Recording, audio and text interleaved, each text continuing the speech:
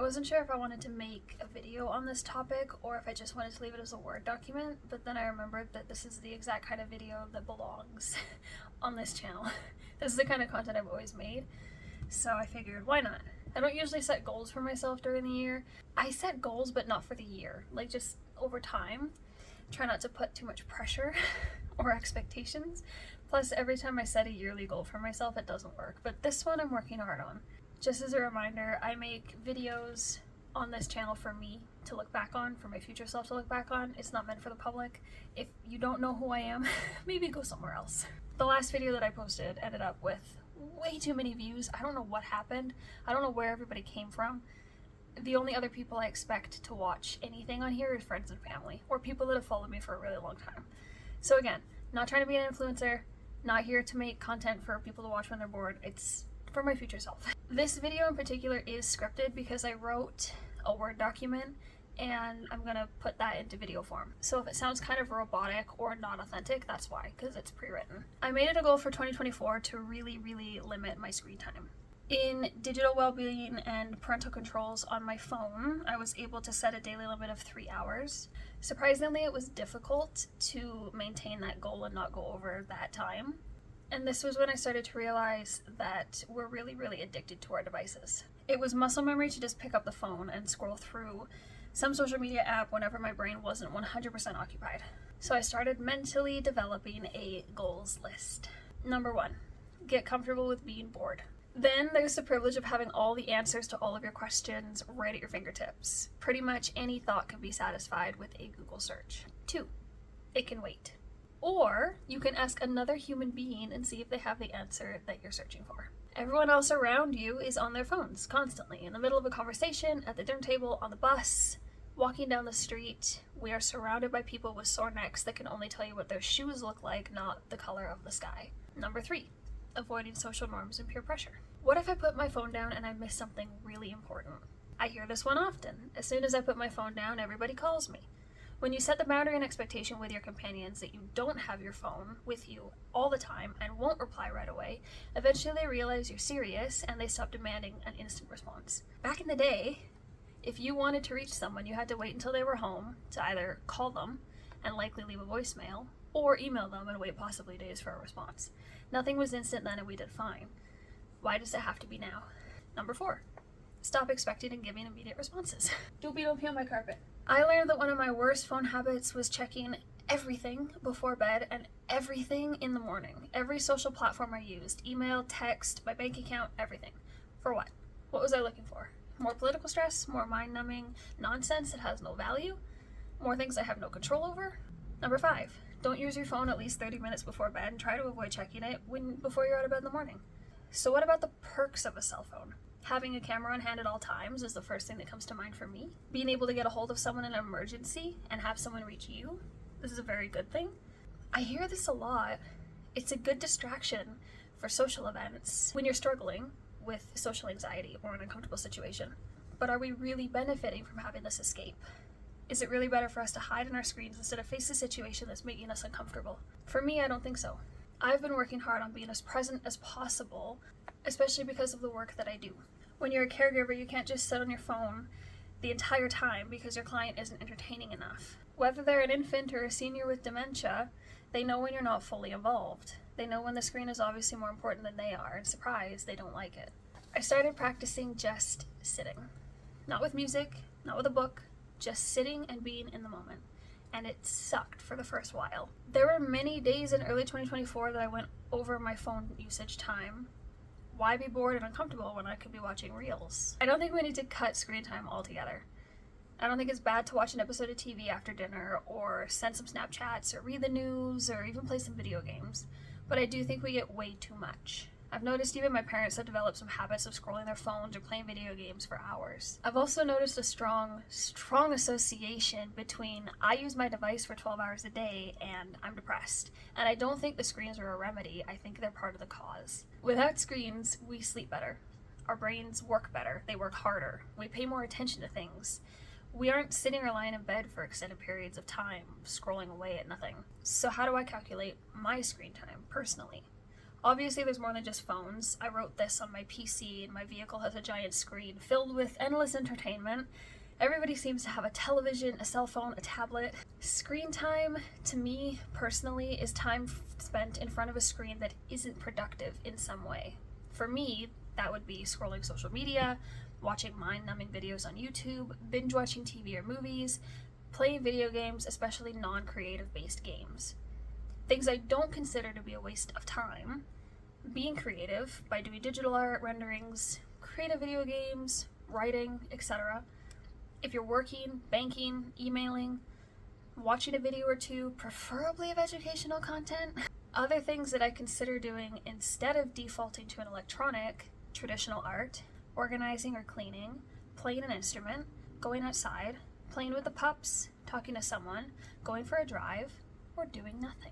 The benefits of cutting screen time that I've noticed so far: better sleep, able to focus better, improved patience, my eyes get sore less often, posture is better, muscle memory eventually fades, you're not constantly just picking up your phone, being bored leads to creativity, much more attention to overall surroundings, inspires more hobbies, less reliant on devices, I feel less guilty and more present, and I don't feel like I'm missing out on real life anymore.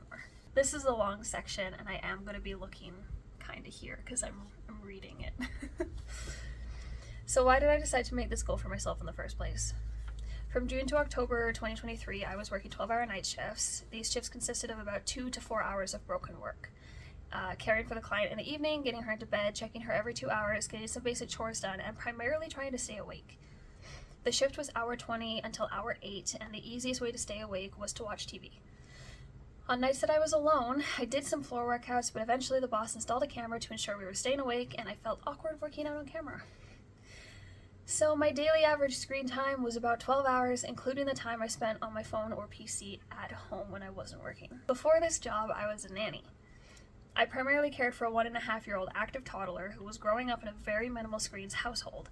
I kept my phone handy in case her parents tried to contact me, but otherwise we spent the days reading books, learning to crawl and walk, down at the beach, at the park, with her grandparents, or breaking up fights between herself and her brother. Looking at the phone for even a moment meant being inattentive to her care, and considering there were so many times that I turned my back for just a second and she face planted, it was absolutely not worth the risk of getting caught up in an app or messaging someone. It was a risk to her safety. This job kept me active, alert, and healthy. I learned over the summer that the toll my caregiving job was having on my health was significant. I wasn't as physically active and had lost 4 kilograms of muscle mass. Staying up overnight and sleeping during the day is scientifically proven to be very bad for your overall health. If nothing else, the paychecks got me through. I had never had so much money in my life. That isn't a happy thought for me, though. How I'd be willing to sacrifice my health for a bigger paycheck, but I did it. I'd work 5 shifts in a row just to get the overtime. Things changed in October when the first trimester sickness really started to hit me. I wasn't sick to my stomach unless I made poor eating choices. Don't eat apples, pineapple, or yogurt on an empty stomach. But the fatigue was unbearable, and I was starting to feel like a burden on my shift partner. Not because I was falling asleep, but because I was struggling to stay awake, which impacted my reliability and made it so much harder to muster the energy to do basic chores. I ended up taking October off, fighting a flu bug and a cold and a sinus infection. I slept pretty much all of October, and then I woke up in the second trimester feeling better. I had lost my full-time position with my previous client, but I wasn't feeling confident enough to fight for that position back, and the company had been so unbelievably accommodating, so we were able to work something else out. I picked up some 5-hour shifts with another client and some on-call shifts with another. It was a perfect balance. These 2 other clients were a lot more cognizant and alert, as well as the shifts taking place during the day, so my phone often went in my pocket and didn't come out. I was quickly the favorite to these clients, receiving feedback from them that I actually listened and was more like a friend. It really resonated with me, and it made my heart feel so warm. It became even more motivating and important to remain present. I ended up going on medical leave immediately after Christmas due to very bad sciatica and a sudden decline in my overall mental health. Entering the new year, I decided I wasn't going to hide behind a screen and rely on technology to make me happy.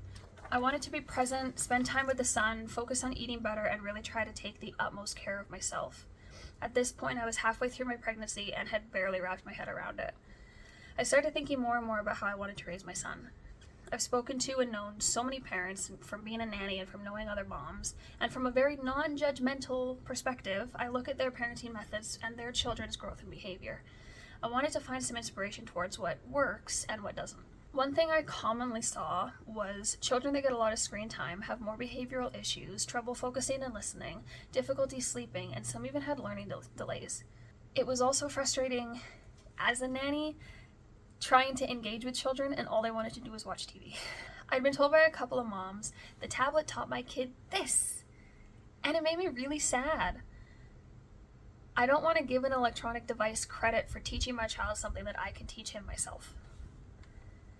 I'd already known pre-pregnancy that I didn't want my child to grow up with a lot of screen time, but the more I really looked into it, the more adamant I was about ensuring that he absolutely does not rely on it. I thought a lot about how I was raised and how much screen time I got as a child and the behavioral issues that certain programs caused and the games that I used to play on unsafe websites. I know how much the internet has changed since then, and it horrifies me knowing what I was able to find in the early 2000s.